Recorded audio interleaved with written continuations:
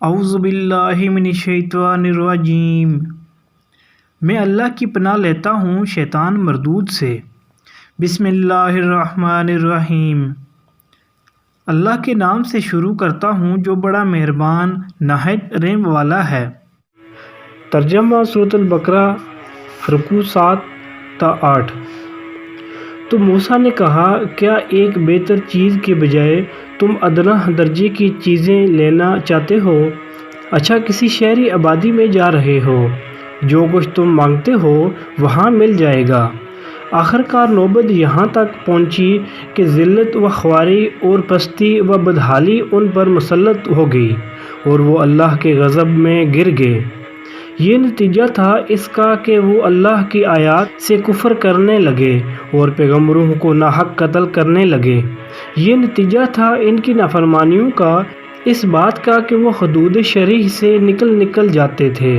یقین مانو کہ نبی عربی کو ماننے والے ہوں یا یہودی، عیسائی ہوں یا سابی، جو بھی اللہ اور روز آخر پر ایمان لائے گا اور نیک عمل کرے گا، اس کا اجر اس کے رب کے پاس ہے اور اس کے لیے کسی خوف اور رنج کا موقع نہیں ہے۔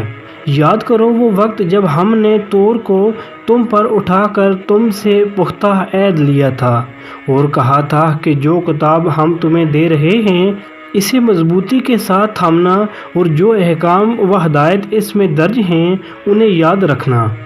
اسی ذریعے سے توقع کی جا سکتی ہے کہ تم تقویٰ کی روش پر چل سکو گے، مگر اس کے بعد تم اپنے عہد سے پھر گئے۔ اس پر بھی اللہ کے فضل اور اس کی رحمت نے تمہارا ساتھ نہ چھوڑا، ورنہ تم کبھی کے تباہ ہو چکے ہوتے۔ پھر تمہیں اپنی قوم کے ان لوگوں کا قصہ تو معلوم ہی ہے جنہوں نے سبت کا قانون توڑا تھا۔ ہم نے انہیں کہہ دیا کہ بندر بن جاؤ اور اس حال میں رہو کہ ہر طرف سے تم پر دھتکار پٹکار پڑے۔ اس طرح ہم نے ان کے انجام کو اس زمانے کے لوگوں اور بعد کی آنے والی نسلوں کے لیے عبرت اور ڈرنے والوں کے لیے نصیحت بنا کر چھوڑا۔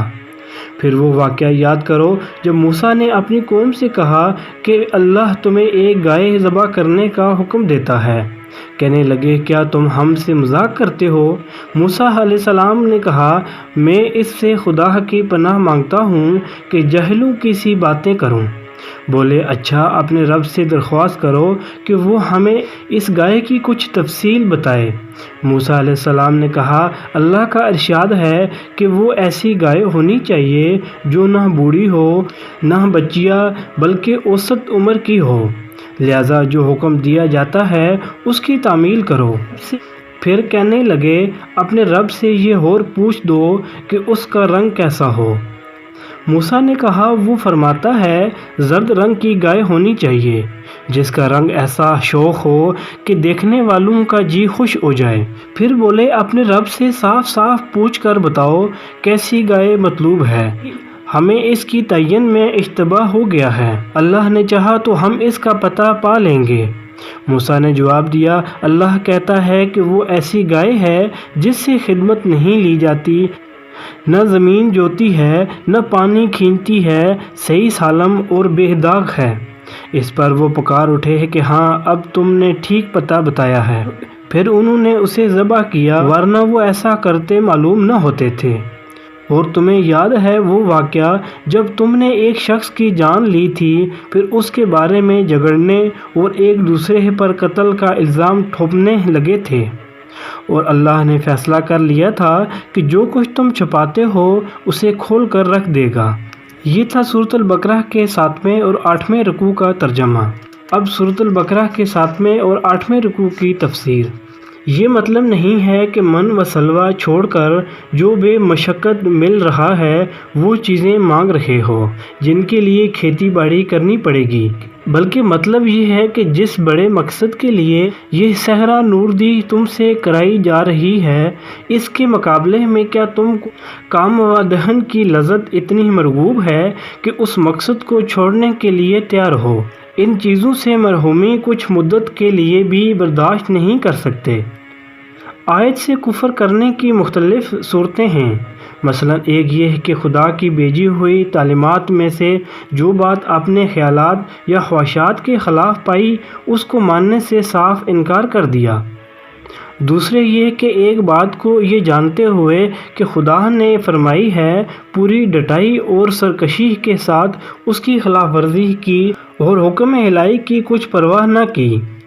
تیسرے یہ کہ ارشاد الہی کے مطلب و مفہوم کو اچھی طرح جاننے اور سمجھنے کے باوجود اپنی خواہش کے مطابق اسے بدل ڈالا۔ بنی اسرائیل نے اپنے اس جرم کو اپنی تاریخ میں خود تفصیل کے ساتھ بیان کیا ہے۔ مثال کے طور پر ہم بائبل سے چند واقعات یہاں نقل کرتے ہیں۔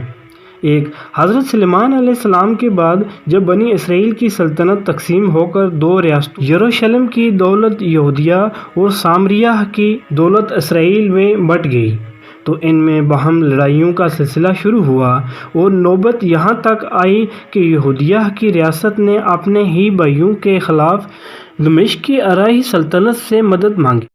اس پر خدا کے حکم سے حنانی نبی نے یہودیہ کے فرما روا آسا کو سخت تنبیہ کی، مگر آسا نے اس تنبیہ کو قبول کرنے کے بجائے خدا کے پیغمبر کو جیل بھیج دیا۔ حضرت الیاس علیہ السلام نے جب بغل کی پرستش پر یہودیوں کو ملامت کی اور اثر نوح توحید کی دعوت کا سور پھونکنا شروع کیا تو سامریہ کا اسرائیلی بادشاہ اخی اب اپنی مشرک بیوی کی خاطر ہاتھ دھو کر ان کی جان کے پیچھے پڑ گیا، حتیٰ کہ انہیں جزیرہ نمائے سینا کے پہاڑوں میں پناہ لینی پڑی۔ اس موقع پر جو دعا حضرت الیاس علیہ السلام نے مانگی ہے اس کے الفاظ یہ ہیں: بنی اسرائیل نے تیسرے عہد کو ترک کیا، تیرے نبیوں کو تلوار سے قتل کیا اور ایک میں ہی اکیلا بچا ہوں، سو وہ میری جان لینے کے در پہ ہیں۔ سلاطین باب 19 آیت 1 تا 10۔ ایک اور نبی حضرت میکائیہ کو اسی اخی اب نے حق گوئی کے جرم میں جیل بھیجا اور حکم دیا کہ اس شخص کو مصیبت کی روٹی کھلانا اور مصیبت کا پانی پلانا۔ سلاطین باب 22 آیت 26 تا 27۔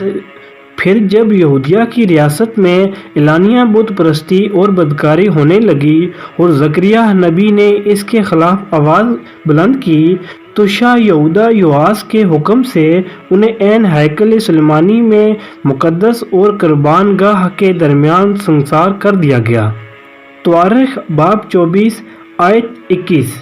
اس کے بعد سامریہ کی اسرائیلی ریاست اشوریوں کے ہاتھوں ختم ہو چکی اور یروشلم کی یہودی ریاست کے سر پر تباہی کا طوفان تلا کھڑا تھا۔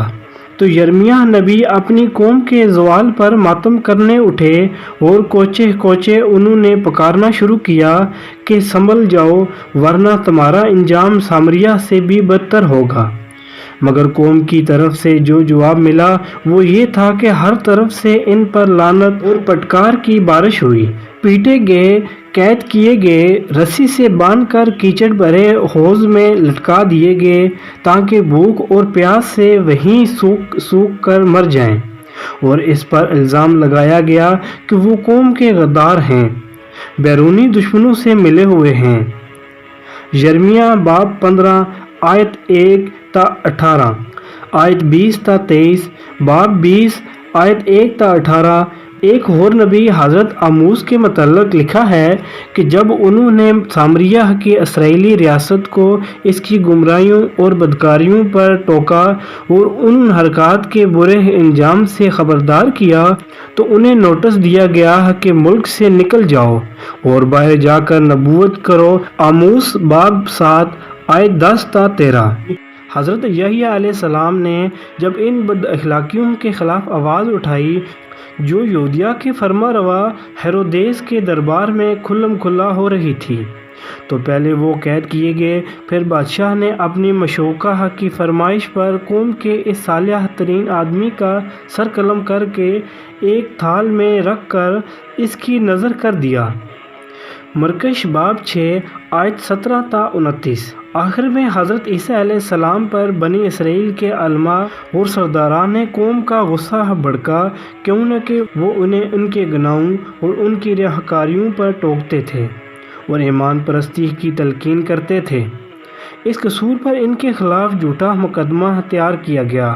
رومی عدالت سے ان کے قتل کا فیصلہ حاصل کیا گیا، اور جب رومی حاکم پیلاطس نے یہود سے کہا کہ آج عید کے روز میں تمہاری خاطر یسوع اور برابا ڈاکو دونوں میں سے کس کو رہا کروں، تو ان کے پورے مجمع نے بل اتفاق پکار کر کہا کہ برابا کو چھوڑ دے اور یسوع کو پھانسی پر لٹکا۔ متی باب 27 آیت 20 تا 26۔ یہ ہے اس قوم کی داستان جرائم کا ایک نہایت شرمناک باب، جس کی طرف قرآن کی اس آیت میں مختصر اشارہ کیا گیا ہے۔ اب یہ ظاہر ہے کہ جس قوم نے اپنے فساق و فجار کو سرداری و سربراہ کاری کے لیے اور اپنے صالح اور ابرار کو جیل اور دار کے لیے پسند کیا ہو، اللہ تعالیٰ اس کو اپنی لعنت کے لیے پسند نہ کرتا تو آخر اور کیا کرتا؟ سلسلہ عبارت کو پیش نظر رکھنے سے یہ بات خود بخود واضح ہو جاتی ہے کہ یہاں ایمان اور اعمال صالحہ کی تفصیلات بیان کرنا مقصود نہیں ہے کہ کن کن باتوں کو آدمی مانے اور کیا کیا اعمال کرے تو خدا کے ہاں اجر کا مستحق ہو۔ یہ چیزیں اپنے اپنے موقع پر تفصیل کے ساتھ آئیں گی کہ کن کن باتوں کو آدمی مانے اور کیا کیا اعمال کرے تو خدا کے ہاں اجر کا مستحق ہو۔ یہ چیزیں اپنے اپنے موقع پر تفصیل کے ساتھ آئیں گی۔ یہاں تو یہودیوں کے اس ذہن میں باطل کی تردید مقصود ہے۔ وہ صرف یہودی گروہوں کو نجات کا اجارہ دار سمجھتے تھے۔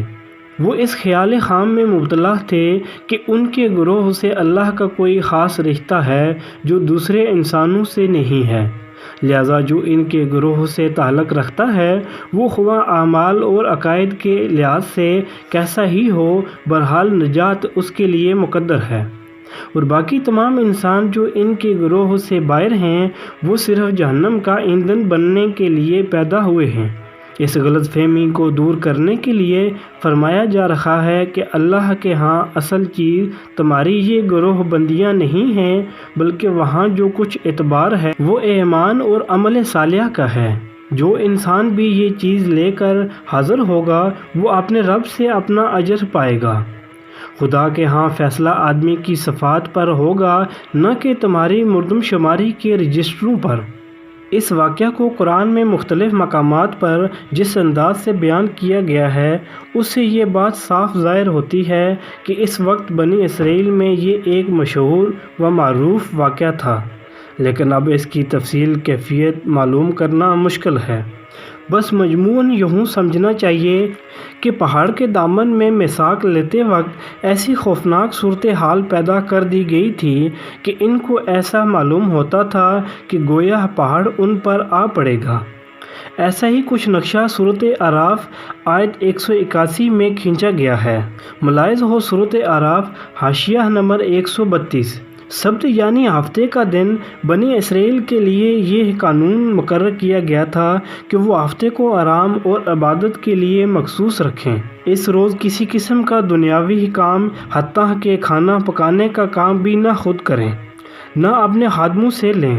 اس باب میں یہاں تک تاکیدی احکام تھے کہ جو شخص اس مقدس دن کی حرمت کو توڑے وہ واجب القتل ہے۔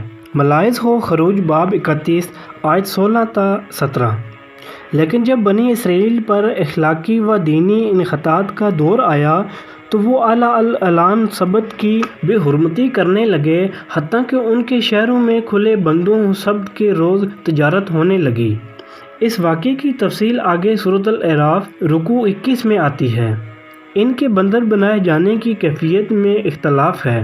بعض یہ سمجھتے ہیں کہ ان کی جسمانی معیت بگاڑ کر بندروں کی سی کر دی گئی تھی، اور بعض اس کے یہ معنی لیتے ہیں کہ ان میں بندروں کی سی صفات پیدا ہو گئی تھی، لیکن قرآن کے الفاظ اور انداز بیان سے ایسا ہی معلوم ہوتا ہے کہ یہ مسق اخلاقی نہیں بلکہ جسمانی تھا۔ میرے نزدیک قرینِ قیاس یہ ہے ان کے دماغ باہنیاں اسی حال پر رہنے دیے گئے ہوں گے جس میں وہ پہلے تھے، اور جسم مسخ ہو کر بندروں کے سے ہو گئے ہوں گے، چونکہ ان لوگوں کو اپنی ہمسایہ قوموں سے گائے کی عظمت و تقدس اور گاؤ پرستی کی چھوت لگی ہوئی تھی۔ اس لیے ان کو حکم دیا گیا کہ گائے ذبح کریں۔ ان کے ایمان کا امتحان ہی اسی طرح ہو سکتا تھا کہ اگر وہ واقعی اب خدا کے سوا کسی کو معبود نہیں سمجھتے تو یہ عقیدہ اختیار کرنے سے پہلے جس بت کو معبود سمجھتے رہے ہیں اسے اپنے ہاتھ سے توڑیں۔ یہ امتحان بہت کڑا امتحان تھا۔ دلوں میں پوری طرح ایمان اترا ہوا نہ تھا، اس لیے انہوں نے ٹالنے کی کوشش کی اور تفصیلات پوچھنے لگے، مگر جتنی تفصیلات وہ پوچھتے گئے اتنے ہی گرتے چلے گئے، یہاں تک کہ آخرکار اسی خاص قسم کی سنہری گائے پر جسے اس زمانے میں پرستش کے لیے مخصوص کیا جاتا تھا گویا انگلی رکھ کر بتا دیا گیا کہ اسے ذبح کرو۔ بائبل میں بھی اس واقعے کی طرف اشارہ ہے، مگر وہاں یہ ذکر نہیں ہے کہ بنی اسرائیل نے اس حکم کو کس طرح ٹالنے کی کوشش کی تھی۔ ملاحظ ہو گنتی باب 19 آیت 1 تا 10۔ یہ تھا سورۃ البقرہ کے رکوع 7 اور 8 کا ترجمہ و تفسیر۔